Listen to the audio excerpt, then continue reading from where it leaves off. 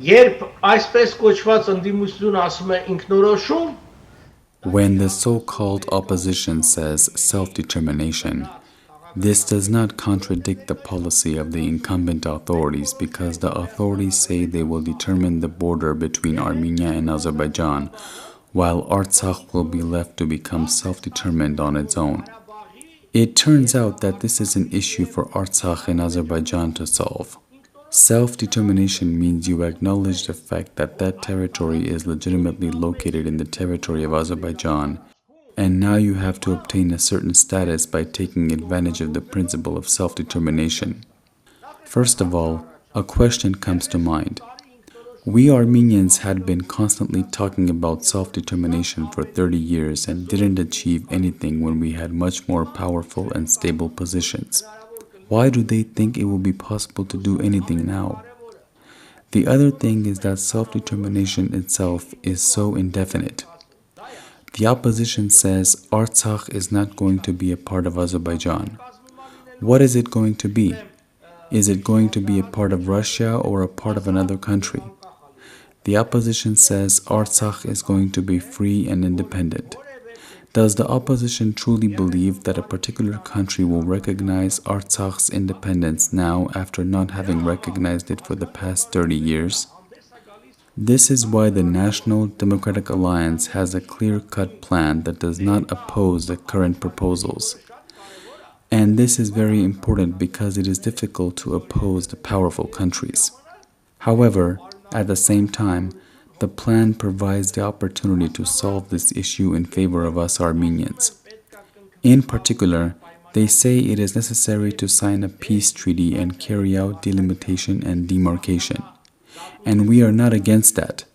What's more, we support it. However, we say that in order to do that and before doing that, it is necessary to specify the legal and political contractual base based on which the borders were determined.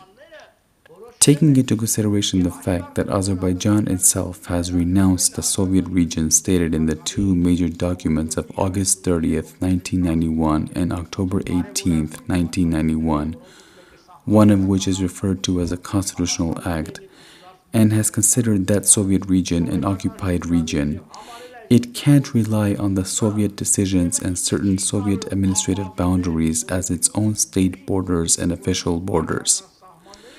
That is why we say yes to peace, but it turns out that Nikol agrees to whatever Aliyev wants, and then he goes to Europe with that same package and says Armenia agrees with Aliyev, agrees on a peace treaty with Turkey, agrees with Aliyev that a certain region is Azerbaijani, not Armenian, etc.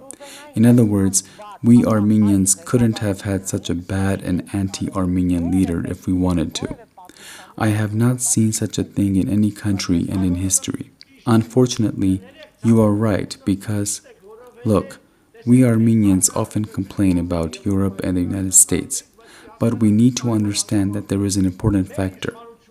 The Armenian authorities agree with that viewpoint. When the parties agree, the third party can't come and say that this is unacceptable. This is what is painful. But I repeat what I said in my previous remarks. There is an opportunity to win time, and there is an opportunity to twist delimitation and the peace treaty in our favor, without rejecting the claim for delimitation and the peace treaty.